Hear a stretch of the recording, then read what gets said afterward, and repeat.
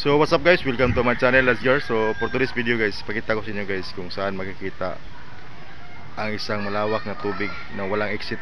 So parang lake. So ito guys ay tinatawag na parang tubod in Bisaya. So tingnan natin guys kung saan makikita. So tara na. So come on, let's watch this.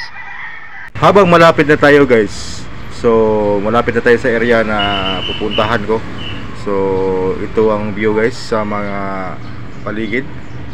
So nakikita niyo yan guys, yung may brown na damo. So nandito na tayo guys. So ang gilid dito guys ay maraming mais. So yung mais hindi na tumaba kasi sa init, sa sobrang init. So dito guys, ang gilid dito, ito ay tinatawag na parang lake. So dito daw guys, ang tubig daw dito hindi daw mawawala kasi kahit sa tindi pang araw, kasi dito sa ilalim guys may tubod daw dito. So sa Bisaya pa may tubod. So dito guys walang exit ang tubig dito. So nakikita niyo yan guys, ang gilid dyan mga mais, no?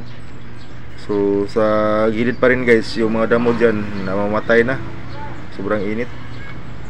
So dito guys makikita ang mga damo na namamatay na sa sobrang init.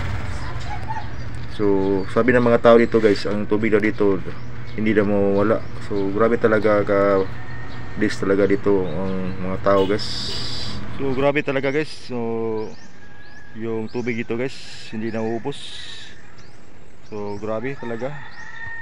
So grabe katindi dito ang so sa gilid dito guys maraming mga damo, pero ang mga damo ay namamatay na so sa sobrang init. So dito sa tubig na to guys hindi ito nauubos daw sabi ng mga tao. So tingnan nyo guys. So sabi nila guys dito daw sa tubig na ito hindi dito mauubos kahit anong init pa. So sabi nila napakalawak daw dito ng tubig. So dati raw ang tubig daw dito lampas dito sa may daan.